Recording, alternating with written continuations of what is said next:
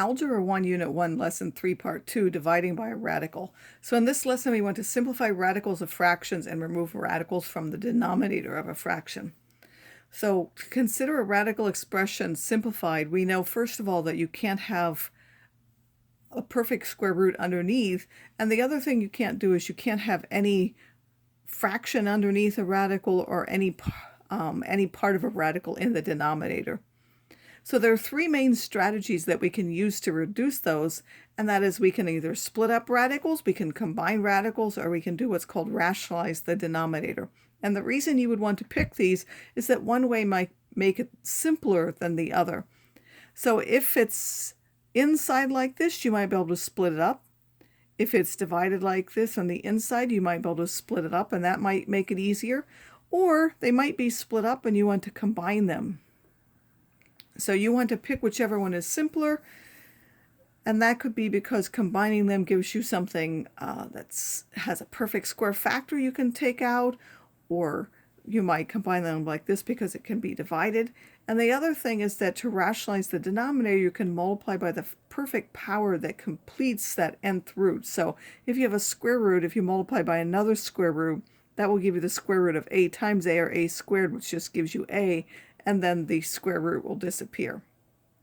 So I'm going to show you different methods. Some of them I'll show you more than one way that you could have answered the same question. So if you have the square root of 6 over the square root of 7, what would you do? Well, there's really no way to simplify 6 over 7, so that would be a reason for combining. So instead you're going to go to the third one, which is to rationalize. You just multiply by whatever's on the denominator of the square root. This is the square root of 42 over 7. Now, if these had been something divisible, or if this had not been simplified itself, maybe you could have simplified that, but 42 is 2 times 3 times 7. All of those are prime numbers, so the square root of 42 can't be simplified. And therefore, this is as simple as it gets. If you have the square root of 24 over 3, these are separate. You can combine them. And 24 divided by 3 is just 8. So now whether you write this or you just know that you can do 24 divided by 3 gives you 8, you can also do it that way and skip writing the step in between. And then you would simplify that. 8 is 4 times 2. This has a perfect square root, so square root of 4 is 2. That comes out, and the one that can't stays underneath as the square root of 2. Or you could have gone to the third method, multiply the top and the bottom by the square root of 3 and got the 3 out of the denominator. Then that's 24 times 3 underneath, which is 72. Then that 72 you have to do is 36 times 2. So when you take the square root, this 36 has a perfect square root, so you get the 6 on the outside and the 2. Then you still have to do 6 divided by 3, and that gives you 2 square roots of 2. Both of those you can use, but the first method most people would consider easier, but again, they both work. If you have the square root of 8 over 2, you could simplify the square root of 8 first. The square root of 8 is 4 times 2, so that's the square root of 4 over 2. So the square root of 4 will give you the 2 out front, and then the square root of 2. The square root of 2 on the top and the square root of 2 on the bottom will cancel, and you'll get just 2. Or you could have said, okay, I can take and divide those. 8 over 2, 8 divided by 2 is 4, and that just gives me 2. Again, both of them work.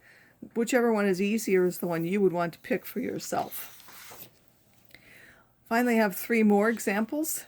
This one, again, there's nothing you can simplify. This is what you're starting with, so we could have multiplied the top and the bottom by the square root of 5. That really can't be simplified. If we have cube roots, we have to complete a perfect power. So again, this can't be simplified, can't be combined in any way, so the first 2 methods don't work. We have to use the third one, which is to rationalize the denominator. This has 1 3, but we want a perfect cube, so we need to multiply by 3 squared to get 3 cubed altogether. We want a perfect cube of something. 3 squared is just 9, so this gives 4 times the cube root of 9 over the cube root of 3 cubed. Well, the cube root of 3 cubed, the cube root undoes the cubing, so you just get 3. For the cube root of 54 over the cube root of 2, the easiest thing to do would be to simplify that first, and that would end up with the cube root of 27. The cube root of 27 is just 3 because 27 is 3 cubed. If this had been something like the cube root of 54 over 4, the cube root of 4, sorry, 4 is 2 cubed. So in this case, there are a couple of things you could have done. This is 2 squared, so you could have divided by the 2 first, or you could say, okay, I've got 2 2's down here, I'll just multiply by 1 more 2, so that will give me 2 cubed, and then that would give me the cube root of, that's 108 on the top, and then I would get 2 on the bottom, and then you would have to simplify that 108. 108 is divisible by 3, gives you 36, and then you divide by another 3 is 12, and then another 3 is 4. That doesn't have any perfect cubes in it, so this is now the cube root of 27 times 4 over 2. This part comes out as 3, so you would get 3 cube roots of 4 over 2. So here we multiplied by 2 3's because there was only 1. Here, because 4 was 2 squared, we multiplied by 1 to get those 3 of them.